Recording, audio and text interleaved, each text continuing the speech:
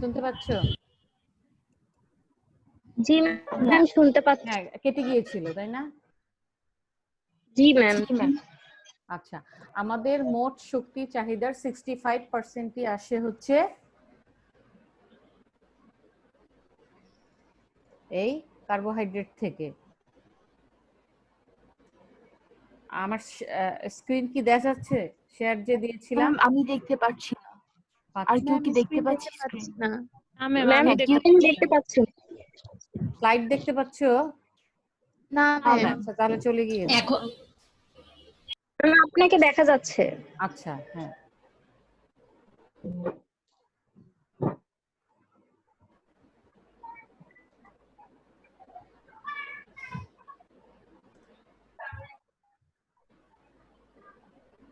এখন আছে?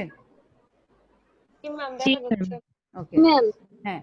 আচ্ছা, তাহলে আমরা জানি আমাদের মোট শক্তি চাহিদার 65% আসে হচ্ছে আমাদের এই নেচারের, হ্যাঁ কার্বোহাইড্রেট থেকে। আমাদের একটা বিরাট সোর্স, স্পেশালি তোমার কি বলবো, যেটা হচ্ছে নাকি যারা নাকি হচ্ছে আমাদের মতন সাবকন্টিনেন্টে থাকে তাদের জন্যই হচ্ছে 60 থেকে 70%। এর বাইরে ওয়েস্টার্ন কান্ট্রিতে আবার চেঞ্জ হয়ে যায়। তাহলে আমরা বলতে পারি না এরকম যে মোট শক্তি চাহিদার এত পার্সেন্টেজটা। অবশ্যই বলতে হবে যে আমাদের মতন সাবকন্টিনেন্ট অথবা এই যে থার্ড ওয়ার্ল্ড কান্ট্রি যারা আছে তারা মূলত এটার উপরই বেশি ডিপেন্ড করে, আর অন্যদেরটা কিন্তু আমরা অতটা আমাদের জানার বিষয় নয়, আমরা এটা থেকে নিচ্ছি।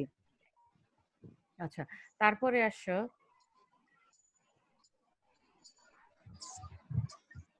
কার্বোহাইড্রেট সম্পর্কে আমরা মোটামুটি কিছু তাকে বিশেষায়িত করতে পারি যে সে একটা হচ্ছে কি এনার্জি ফুড।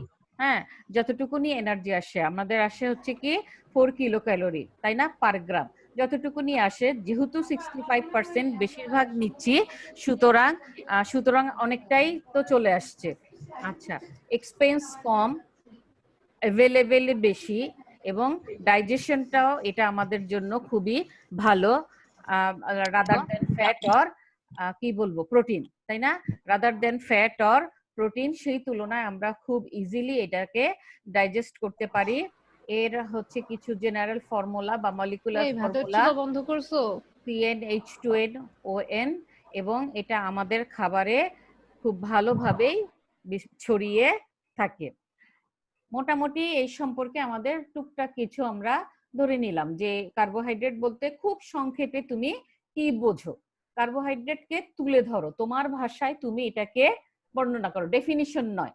এখনো কিন্তু তোমার কাছে আমি ডেফিনিশন জানতে চাইনি যে না, say something more chemical nature, more chemical nature of carbohydrate, শুধু অ্যাপারেন্ট একটা সিনারিও যে কার্বোহাইড্রেটটাই আমরা কিভাবে ধরে নিচ্ছি। হ্যাঁ, one type of energy food, এটা সুগার, হ্যাঁ, বা নন সুগার, দুই রকমের হতে পারে, এক্সপেন্সিভ কম, অ্যাভেলেবেল আমার জন্য, হ্যাঁ, উই ক্যান ডাইজেস্ট ইজিলি, এবং আমাদের নেচারে এটা খুব ওয়াইডলি ডিস্ট্রিবিউট থাকে, এবং আমাদের মোস্ট অফ দ্য এনার্জি, হ্যাঁ, almost 60 to 70% energy we get from carbohydrate. এখন আসো যে তাহলে আমরা এটার আসল একটা ডেফিনিশনে যেটা চলে যাই, যেটা তুমি মোটামুটি জানো। কি জানো আমি বলি, দেখো তোমার সাথে সেটা মিলে যাবে কি। এটা আমি যদি খুব সাধারণভাবে ডিফাইন করি যে এটার মলিকুলস গুলো কি কি, কার্বন, হাইড্রোজেন এন্ড অক্সিজেন, এই তো নাকি? জি ম্যাম।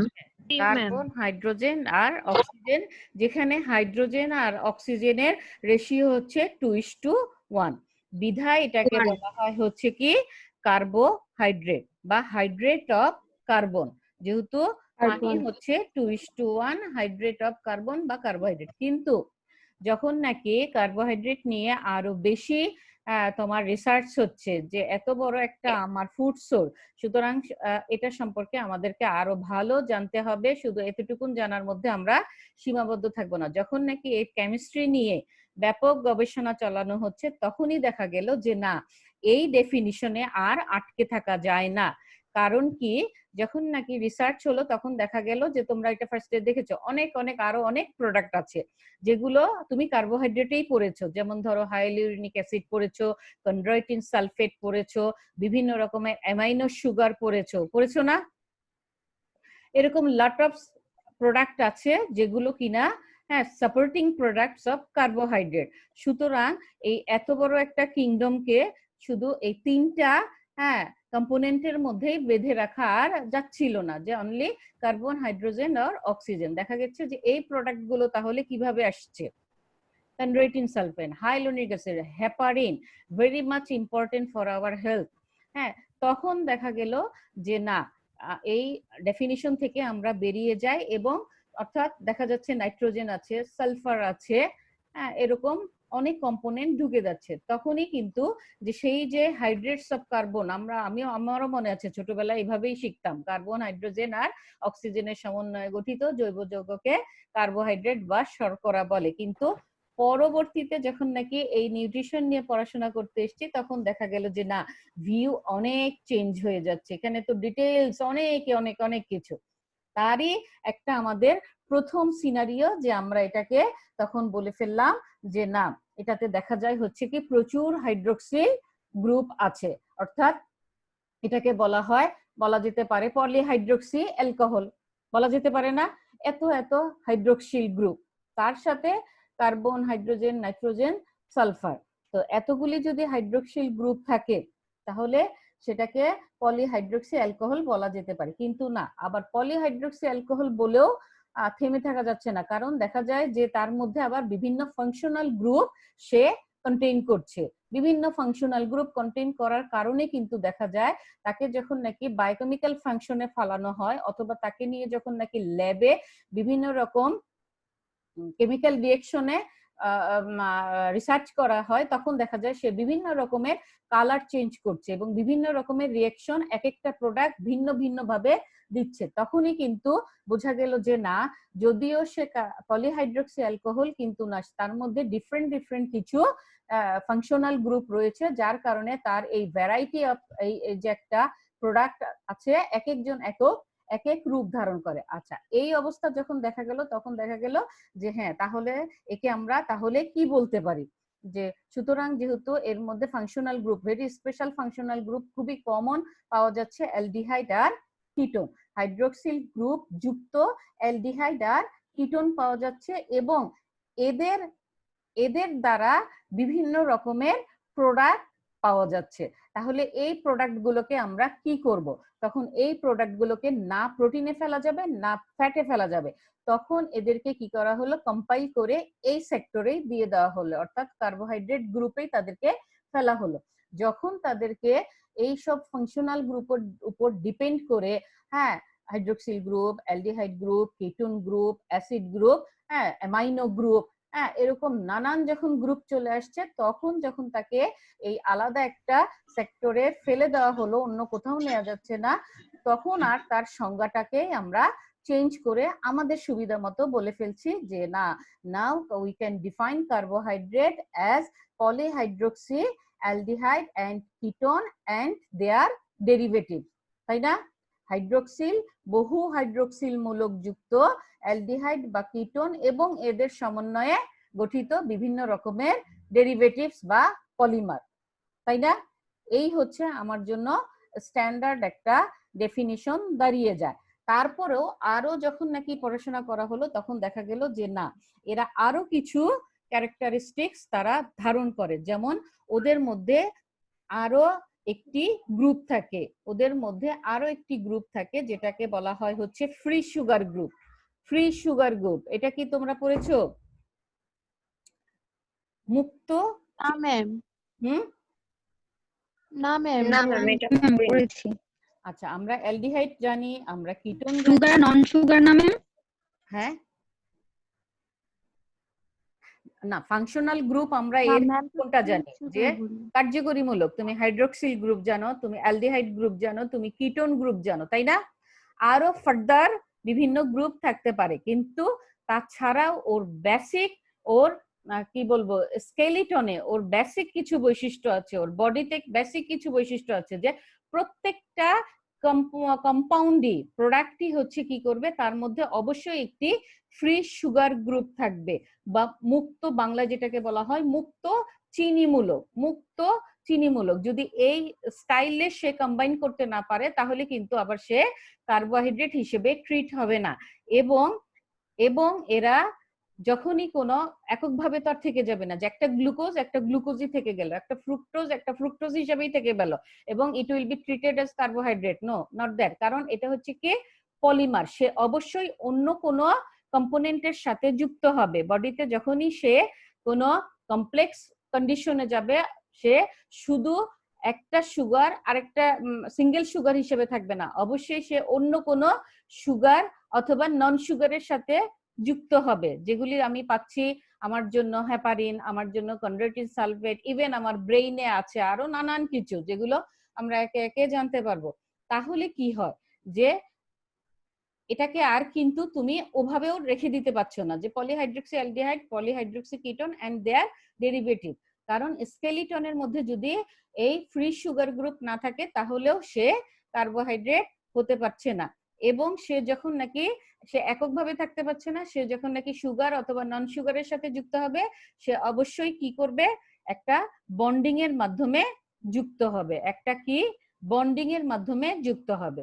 আমাদের যেটা ফ্রি সুগার গ্রুপ সেটাকে বলা হয় হচ্ছে bond CH-OH, bond C-O।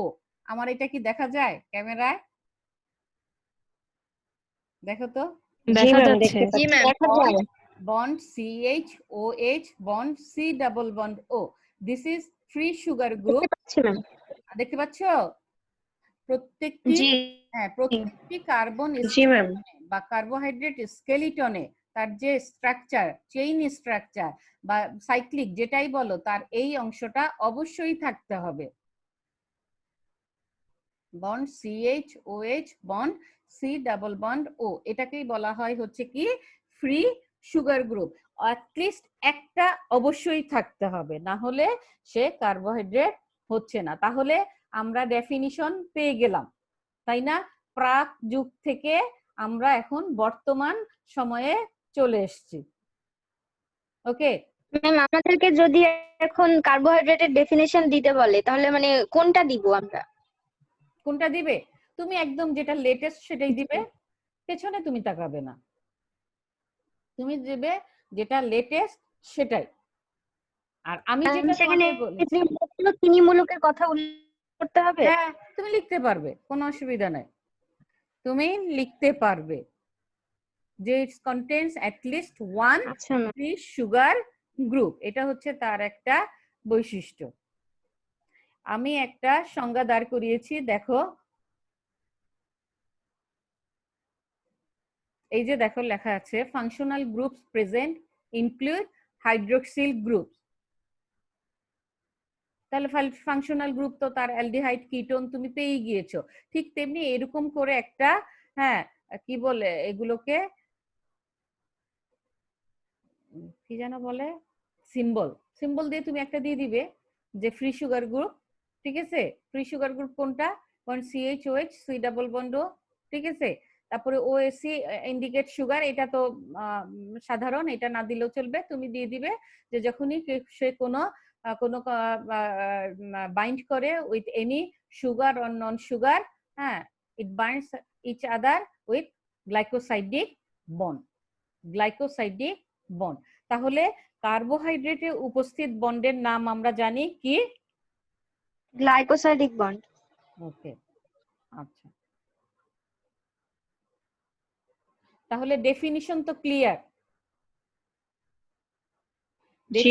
Clear. আমরা যখন স্কেলিটনে যাব, হ্যাঁ আজকে স্কেলিটনে যাব না, আজকে হচ্ছে কি যে যেগুলো থিওরিটিক্যাল তুমি জানো এরকম বিষয়গুলি আলোচনা করব। যখন স্কেলিটনে যাব সেটাও তুমি জানো, তখন আমি তোমাকে দেখিয়ে দেব বন্ড CH-OH, C-O সে কোথায় অবস্থান করছে।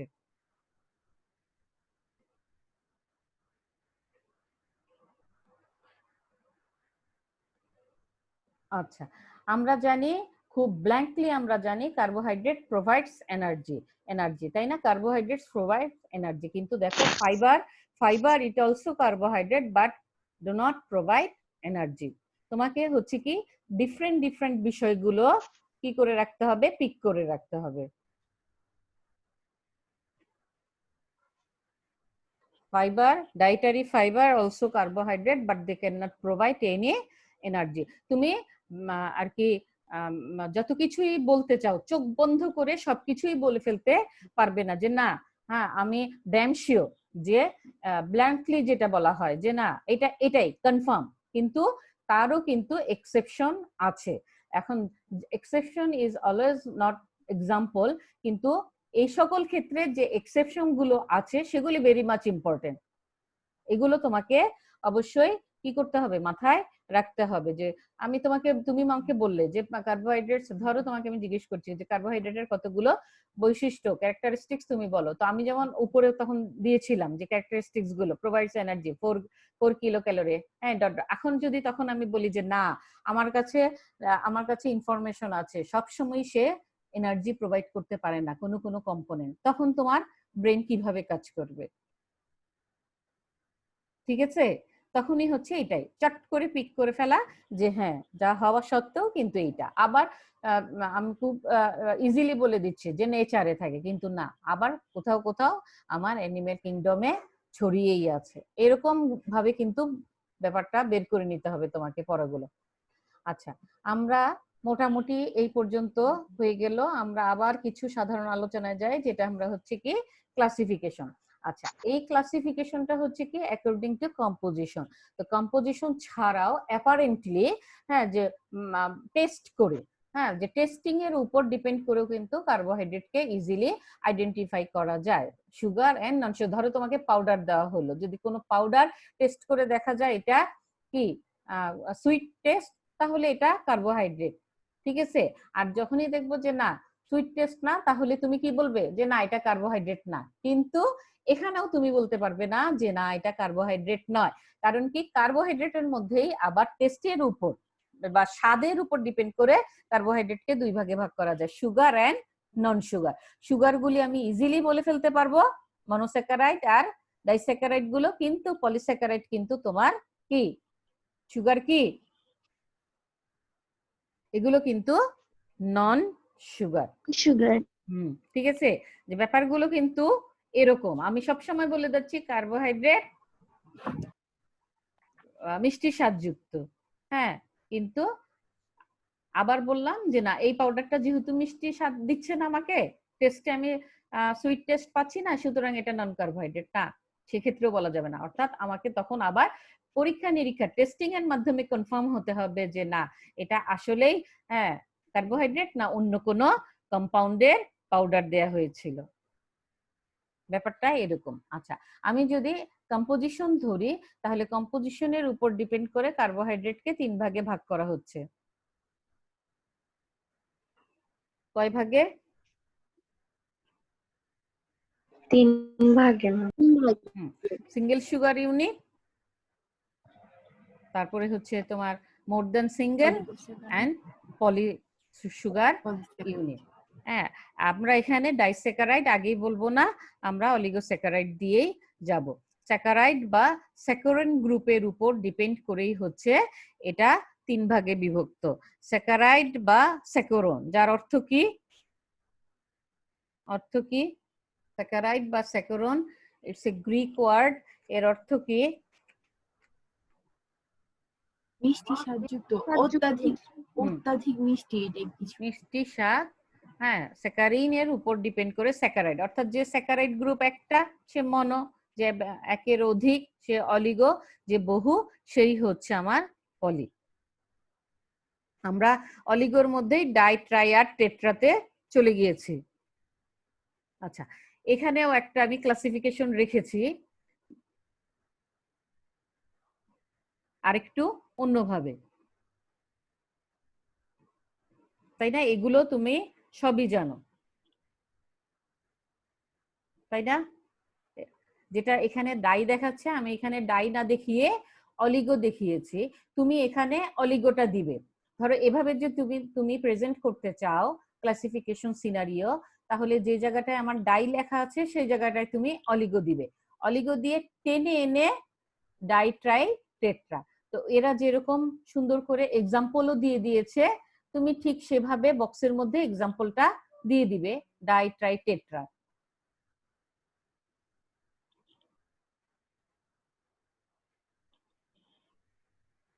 ওকে ম্যাম, হুম একটা বইয়ে পড়েছিলাম মিউকো পলিস্যাকারাইড, তো হুম, এটা কোন স্যাকারাইডের অন্তর্ভুক্ত? এটা হ্যাঁ কি আলাদা কোনো ধরন আলাদা নাকি এগুলোর আলাদা অন্তর্ভুক্ত? আলাদা না, এগুলো থেকে আসছে না, ওইটা একটা হচ্ছে কি ডিফারেন্ট ডিফারেন্ট, ওটা আমরা আলোচনা করব ডিফারেন্ট। আবার তুমি এখানে এটা যদি তুমি বলো অ্যাকর্ডিং টু কম্পোজিশন বা অ্যাকর্ডিং টু স্যাকারাইড গ্রুপ, তাহলে এখানে তুমি মিউকো দিতে পারবে না, তখন তোমাকে ওটা আলাদাভাবে ডিফাইন করতে হবে। ঠিক আছে? ম্যাম, আচ্ছা, উদাহরণ দেওয়ার ক্ষেত্রে কি অ্যালডোস্কিটোস আলাদাভাবে দিব? অ্যালডোস্কিটোস হ্যাঁ দিতে পারো, সমস্যা কি, সবই তো তুমি জানো। জি ম্যাম। কিটোজের যদি ফ্রুক্টোজ আইডেন্টিফাই হয়ে যায়, তাহলে বাকিগুলো তো আমরা জানি। ট্রায়োজ কোনটা বলো তো, ট্রায়োজের এক্সাম্পল, ট্রায়োজ আমার কোনটা? Dihydroxy acid. ডাইহাইড্রোক্সি অ্যাসিটোন, এটা হচ্ছে ট্রায়োজের কোনটা বললা? অ্যালডোট্রায়োজ, এটা কিটোজ। কিটোজ। কিটোট্রায়োজ, হ্যাঁ। তাহলে এটা হচ্ছে কিটোট্রায়োজ। দেখো এই জায়গায় তুমি যদি আবার এক্সাম্পল গুলি দিতে যাও, তাহলে তোমার অনেক ক্লামজি হয়ে যাবে, তাই না? সেক্ষেত্রে খুব সুন্দর করে আবার তোমাকে গুছিয়ে তৈরি করে নিতে হবে পেন্সিল স্কেচ করে। সুতরাং এরকম একটা স্কেচ তুমি নিজের মতন করে যত সুন্দর করে টেনে টেনে নিয়ে করবে, ততই তোমার জন্য এটা ক্লিয়ার হয়ে গেল, তাই না? কিটোট্রায়োজ, আচ্ছা। আর এলডোট্রায়োজ, এলডোট্রায়োজ, এলডোট্রায়োজ গ্লিসারলডিহাইড ম্যাম। গ্লিসারলডিহাইড। গ্লিসারালডিহাইড। তবে এগুলো কিন্তু তুমি কোনো ফুডে পাবো না, তাই না? এগুলি কি ফুডে পাই? ফুড থেকে কি এগুলো পাবো? আর এরা কিন্তু হচ্ছে কি পায়োনিয়ার, কার্বোহাইড্রেটের যত প্রোডাক্ট আছে সেই প্রোডাক্ট গুলোর হচ্ছে কি পায়োনিয়ার বা কি জাতক মনে হয়। হ্যাঁ, শুরুই হয় হচ্ছে কি এদিক দিয়ে গ্লিসারলডিহাইড, ওদিক দিয়ে হচ্ছে কি ডাইহাইড্রোক্সি অ্যাসিটোন। এবং এক্ষেত্রে যেটা ইম্পর্টেন্ট বিষয় হচ্ছে যে এগুলো কিন্তু তুমি কখনোই ফুড সোর্সে পাবে না, এগুলো হচ্ছে ইন্টারমিডিয়েট প্রোডাক্ট এবং মেটাবলিক। হ্যাঁ, এগুলি আমাদের বডিতে, হ্যাঁ বডিতে মেটাবলিক কন্ডিশনে বিভিন্ন পর্যায়ে এগুলো তৈরি হয় এবং এরা ফসফেট কন্ডিশন হিসেবে থাকে, কখনোই এগুলো ফ্রি কন্ডিশনে থাকে না, বডিতে থাকলেও ফ্রি কন্ডিশনে থাকে না। আচ্ছা, এইগুলো তাহলে ম্যাম শক্তি উৎপাদনের সময় কি হচ্ছে এটিপি মানে ফসফেট গ্রুপ মুক্ত করে এটিপি উৎপন্ন করে? হুম ফসফেট ব্রেক হয়ে যায়, তখনই সে এটিপি গুলি তার রিলিজ হয়। তবে খাবার থেকে তুমি যা নিচ্ছ সেগুলি হচ্ছে এগুলোই তোমাকে মূলত এনার্জি দেয়, এরা তোমাকে কোনো এনার্জি দেয় না, এরা হচ্ছে মেটাবলিক কন্ডিশনের ইন্টারমিডিয়েট প্রোডাক্ট। যেহেতু কন্ডিশন হচ্ছে সে 3টা কার্বন কন্টেইন করছে, তার সূত্র আমার মলিকুলার ফর্মুলা মিলে যাচ্ছে, আবার তোমার যেটা আমি বলেছি ফ্রি সুগার গ্রুপ সেটা মিলে যাচ্ছে, হাইড্রোক্সিল গ্রুপ সেটা মিলে যাচ্ছে, সুতরাং এদেরকে আর অ্যাভয়েড করার উপায় নেই, তখন তাদেরকে এভাবে ইনক্লুড করা হয় এবং ধরে নেওয়া হয় this are the pioneers of carbohydrate classification. কিন্তু নিউট্রিশনালি ইম্প্যাক্ট শুরু হয় যে, অর্থাৎ তুমি যদি নেচার থেকে নিচ্ছ তখন তুমি এখান থেকেই শুরু করেছো, রাইবোজও কিন্তু তুমি পাচ্ছ না, এখান থেকেই তোমার শুরু হয়ে গিয়েছে নিউট্রিশনাল ইম্প্যাক্ট, যে অর্থাৎ তুমি এগুলির ফুড সোর্স পাবে। ওকে, এরকম মোটামুটি তোমরা পেয়েছো, তাই না? স্ট্রাকচার গুলো বিভিন্ন জি বইতে ম্যাম। দেখেছো না? জি ম্যাম। এই দেখেছো, এই যে দেখো, এই যে CH OH, এখানেই কিন্তু এই ফ্রি সুগার গ্রুপটা রয়ে গিয়েছে। CH OH, তুমি যদি CHO কে গুছিয়ে লেখো CHO কে যদি গুছিয়ে লেখো তাহলে কি লিখবে? C double bond OH। ঠিক আছে, তাহলে এটাই হচ্ছে আমার ফ্রি সুগার গ্রুপ, প্রতিটার সাথেই এটা লেগে আছে, আদারওয়াইজ দেখো তার স্কেলিটন তৈরি হতো না। আচ্ছা, আমরা কিন্তু তাহলে এই 3 কার্বনের স্ট্রাকচার আমরা জানি, এটা কি আমরা জানি?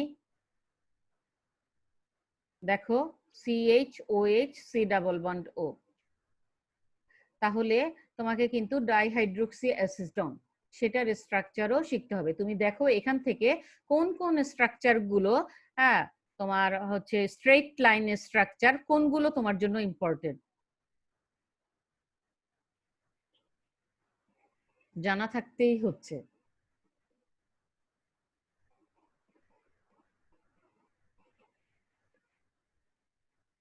হ্যালো, তোমরা কি স্লাইড পেয়েছো? হ্যাঁ, স্লাইড পেয়েছো? হ্যাঁ, জি ম্যাম। তাহলে এখান থেকে কোনগুলো কোনগুলো তোমরা লিখতে পারো? মোটামুটি দরকারি 6 কার্বনের গুলো সবগুলো পারো? জি ম্যাম। গ্লুকোজ, ম্যানোজ, তারপরে গ্লুকোজ, ম্যানোজ, গ্যালাক্টোজ, এখানে কিটোর অংশটা নাই, ফ্রুক্টোজ, 4টা হয়ে গিয়েছে তাই না? গ্লুকোজ, গ্যালাক্টোজ, ম্যানোজ আর ফ্রুক্টোজ। 5 থেকে আমার দরকার হচ্ছে রাইবোজ, তাই না? জি ম্যাম। 4 আমার প্রয়োজন নাই। 3 থেকে আমার দরকার গ্লিসারালডিহাইড আর ডাইহাইড্রোক্সি অ্যাসিটোন। জি ম্যাম। তাহলে এগুলি আমাদের মোটামুটি জানা আছে। হিসাবে কিন্তু ভুল হলে হবে না, কোনটার সাথে কোথায় ডিফার করছে। গ্লুকোজের সাথে ম্যানোজ কোন জায়গাটায় ডিফার করছে, এখানে কিন্তু দেখো গ্লুকোজের সাথে ম্যানোজ কোন জায়গায় ডিফার করছে, কোন কার্বনে?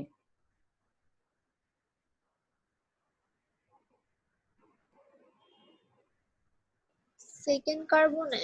2 নং কার্বনে, বায়ে H, এটার বায়ে হচ্ছে OH, সুতরাং আর বাকিগুলো সব ওকে, তাই না? জি ম্যাম। আচ্ছা, গ্লুকোজের সাথে গ্যালাক্টোজ কোন কার্বনে?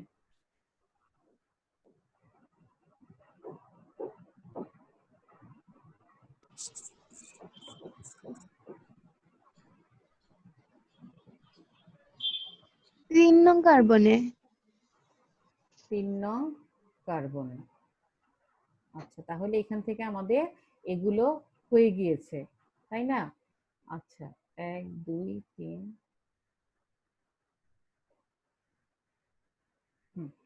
আচ্ছা, এগুলো একে অপরের আইসোমার, আমরা এগুলোতে পরে যাব। আচ্ছা, মনোস্যাকারাইড, ঠিক আছে, আমরা এগুলো মনোস্যাকারাইড নিয়ে আলোচনা করছিলাম। তোমাকে মনোস্যাকারাইডের এরকম একটা কি ডেফিনিশন দাঁড় করাতে হবে,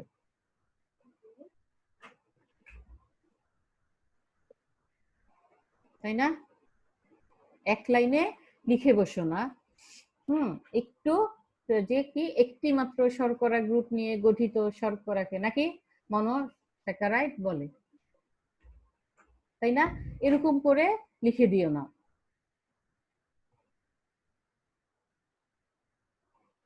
তাহলে আমরা একটু যে কোনো কিছুই ইজি কিন্তু একটু সুন্দর করে ঘুরিয়ে লিখবো, তাই না? সুন্দর করে, আমি জানি তুমি জানো, আমরা সবাই জানি, কিন্তু অত ব্লান্টলি অত ইজিলি বলে ফেলবো না, একটু গুছিয়ে বলবো। আচ্ছা, মনোস্যাকারাইড, মনোস্যাকারাইডের জন্য আমার খুব ইম্পর্টেন্ট হচ্ছে কত কার্বন থেকে? 6 কার্বন থেকে, এবং এদেরই হচ্ছে কি নিউট্রিশনাল ইমপ্যাক্ট আমাদের জানতে হবে, তাই না? যে গ্লুকোজ, গ্লুকোজের অপর নাম হচ্ছে কি ডেক্সট্রোজ, যে তোমাকে বলা হলো যে নিউট্রিশনালি গুরুত্বপূর্ণ কিছু মনোস্যাকারাইড সম্পর্কে লিখো। তাহলে তোমাকে প্রথমেই হচ্ছে যে লিখে ফেলতে হবে যে হ্যাঁ, নিউট্রিশনালি ইম্পর্টেন্ট হচ্ছে, পুষ্টিগত দিক থেকে তাৎপর্যপূর্ণ হচ্ছে মনোস্যাকারাইডের কি, এটাকে কি বলে, হেক্সোজ সুগার, তাই না? হেক্সোজ সুগারই হচ্ছে আমাদের জন্য মনোস্যাকারাইডের মধ্যে হচ্ছে কি নিউট্রিশনালি বেশি ইম্প্যাক্ট আমাদের বডিতে, হ্যাঁ, ক্রিয়েট করে। সুতরাং সেখান থেকে তুমি একে একে আলোচনা করে যাবে glucose, fructose and galactose. Mannose এখানে থাকছে না, এবং সেক্ষেত্রে তোমাকে এরকম করে তার কিছু বৈশিষ্ট্য দাঁড় করাতে হবে এবং প্রতিটার একটা স্ট্রাকচার দিয়ে দিতে হবে। তুমি স্ট্রেইটে দাও অথবা সাইক্লিকে দাও, যেটাতে তুমি ইজি ফিল করো।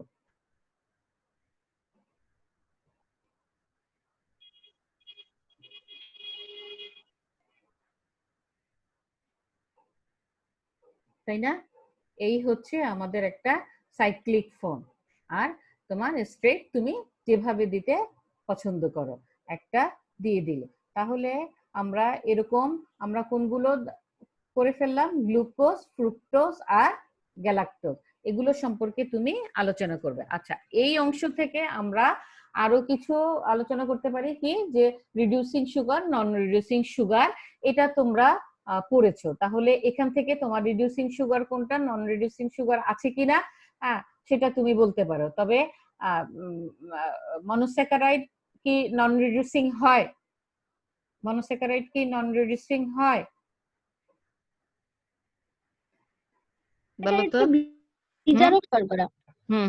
সকল মনোস্যাকারাইডই আমার বিজারক শর্করা। সকল মনোস্যাকারাইডই আমার বিজারক শর্করা, কারণ তাকে আমি নন রিডিউসিং বলতে পারবো না। কেন?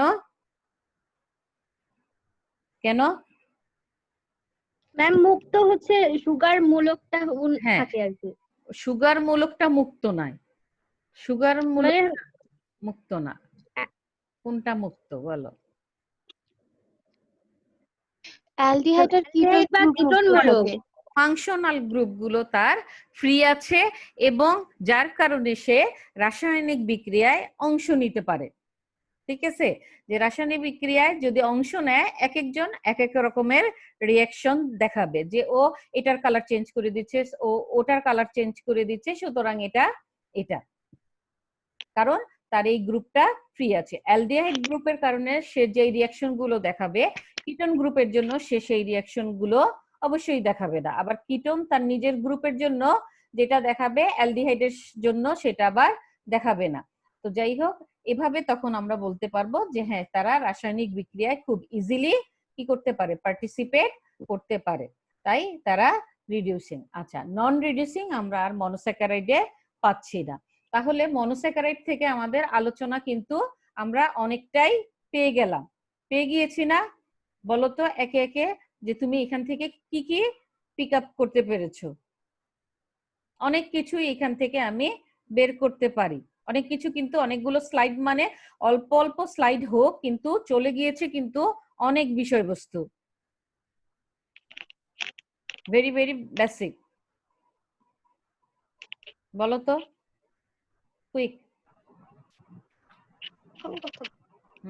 বলো বলো বলো। সব মনোস্যাকারাইড রিডিউসিং, কারণ হচ্ছে তাদের যেই ফাংশনাল গ্রুপগুলো থাকে সেটা যে কোনো রাসায়নিক বিক্রিয়ার সাথে কেমিক্যাল রিঅ্যাকশন করতে পারে, তাই হচ্ছে সেটা ওপেন থাকে, তাই সেগুলো রিডিউসিং, সেগুলো নন রিডিউসিং হতে পারে না। আচ্ছা, আরো তুমি এখান থেকে অনেকগুলি পেয়েছো, যেমন বিভিন্ন রকমের স্ট্রাকচার গুলি পেয়েছো, তাই না? কে কার সাথে কোথায় ডিফার করে, এটা কিন্তু একটা বিষয় পেয়েছো তুমি। জি ম্যাম, তারপর সব মনোস্যাকারাইডস নিউট্রিশনালি ইম্পর্টেন্ট না। কোনগুলো? তারপর যে কোনো কার্বোহাইড্রেটের স্কেলেটনের ফ্রি সুগার গ্রুপ থাকতেই হবে। হ্যাঁ, আবার গ্লাইকোসাইড বন্ড, এরকম একটা তার প্রথম দিকে পেয়েছো। তাহলে দেখো, তুমি কিন্তু মোটামুটি এর সিনারিও তোমার ক্লিয়ার, স্ট্রাকচার থেকে শুরু করে, তাই না? তাহলে মনোস্যাকারাইড নিয়ে আর কোনো ঝামেলা নাই। তোমার ট্রায়োজ, অ্যালডোট্রায়োজ, কিটোট্রায়োজ, অ্যালডোহেক্সোজ, কিটোহেক্সোজ, এবং ফুড সোর্স বলো কোথায় কোনটা কোন সোর্স, যেমন পেন্টোজ একটা আমরা পেয়েছি, পেন্টোজের রাইবোজ যেটা, সেটা আমি কোথায় পাবো? ফুড সোর্স কোথায় পাবো? ফুড সোর্স পাবো রাইবোজ?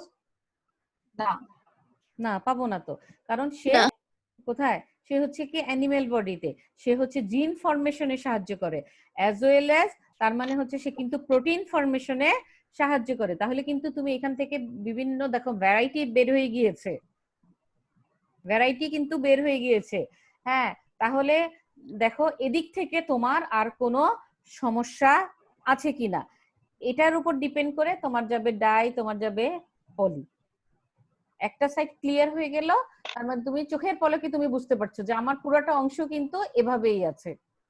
ঠিক আছে, আর কিন্তু এখানে আমাদের আর ফিরে তাকানোর কিছু নাই, আমরা ক্লিয়ার। আচ্ছা, পরে চলে যাই আমরা ডাইস্যাকারাইড বা অলিগোস্যাকারাইড। খাবারে কি আমরা হুম। হেক্সোস থেকে পাওয়া শুরু করি? হ্যাঁ, হেক্সোস থেকেই তো শুরু হয়ে গেল। তাহলে বাকি যে হুম, পেন্টোজ, তারপর আরো 4-3 যেগুলো, ওগুলো সবই তো হচ্ছে বললাম খাবারে পাবো যে না। Intermediate product.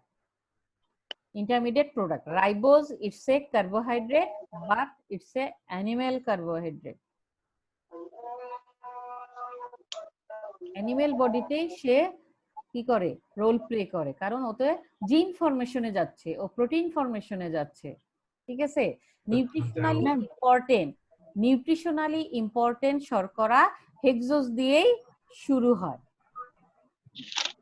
এবং গ্যালাক্টোজ, ব্যাপারটা তুমি ফুড সোর্স হিসেবে সেরকম পাচ্ছ না, কিন্তু গ্যালাক্টোজ আমাদের বডিতে গুরুত্বপূর্ণ রোল প্লে করে, খুবই গুরুত্বপূর্ণ। ব্যাপারটা অনেকটা এমন না যে আমরা যখন হেক্সোসটা আমাদের দেহের মধ্যে নিচ্ছি, এরপর হ্যাঁ। যখন আমাদের জিন ফরমেশন হচ্ছে তখন সেটা রাইবোস হয়ে যাচ্ছে বা অন্যান্য জিনিসগুলো হয়ে যাচ্ছে, সেগুলো পরবর্তীতে আসতেছে। না না না, তুমি খাবার থেকে রাইবোস পাওনি, খাবার থেকে রাইবোস পাওনি, ওটা বডিতেই তৈরি হয়। মেটাবলিক কন্ডিশনের বিভিন্ন পর্যায়ে তুমি পাচ্ছ। হ্যাঁ, এবং পাওয়া মাত্রই তাকে আমি নিয়ে নিচ্ছি বিভিন্ন কাজে। আবার হচ্ছে তোমার নিউক্লিক অ্যাসিড তোমার জীবনের শুরু হয়েছিল কিন্তু ডিএনএ দিয়ে, সুতরাং তুমি নিয়েই এসছো। রাইবোস হচ্ছে নিউক্লিক অ্যাসিডেই থাকে। ডিএনএ কি? Nucleic acid. সংক্ষেপে আমরা বলি ক্লিয়ার। হ্যাঁ, সংক্ষেপে আমরা বলি জিন।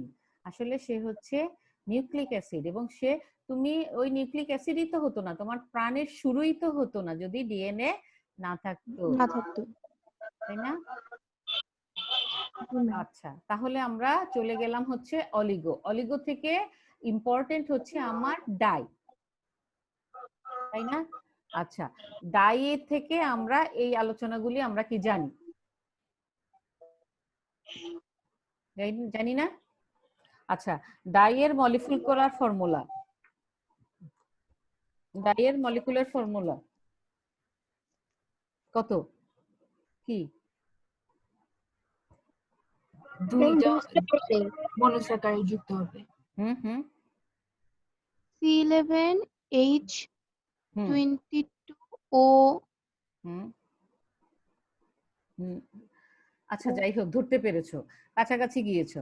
আমার ওটা ছিল C6H12O6। যখনই ডাই হচ্ছে তখন একটা সুগার ইউনিট আরেকটা সুগার ইউনিটের সাথে যুক্ত হয়েছে, দুটা সুগার ইউনিট, অবশ্যই দুইটি সিঙ্গেল সুগার কিসের মাধ্যমে লিংক করেছে? গ্লাইকোসাইড বন্ধনীর মাধ্যমে যুক্ত হয়েছে। তাহলে একটা হচ্ছে 6, আবার আরেকটাও হচ্ছে কিন্তু 6। ওকে, তো এখন তুমি যখন এই 6 যুক্ত হচ্ছে এবং একজন আরেকজনের সাথে যখন যুক্ত হবে, তখন কিন্তু কিছু সে ছাড় দিয়েই যুক্ত হবে, পুরো সম্পূর্ণটা নিয়েই কিন্তু সে যুক্ত হতে পারবে না। যে তুমি চোখ বন্ধ করে বলে দিলা কত, 6×6=12, তাই না? C12 ওদিক দিয়ে তাহলে কত হবে? C6H12, তাই না? 12×2=24, তাহলে C12H24 আবার O12, এটাই তো হওয়ার কথা ছিল। হ্যাঁ ম্যাম, কিন্তু এটা তো হবে না, এটা হচ্ছে না। C11 হবে। হ্যাঁ, কেন হবে? কারণ হচ্ছে দুই অণু ওয়াটার মলিকিউল বের হয়ে যাবে।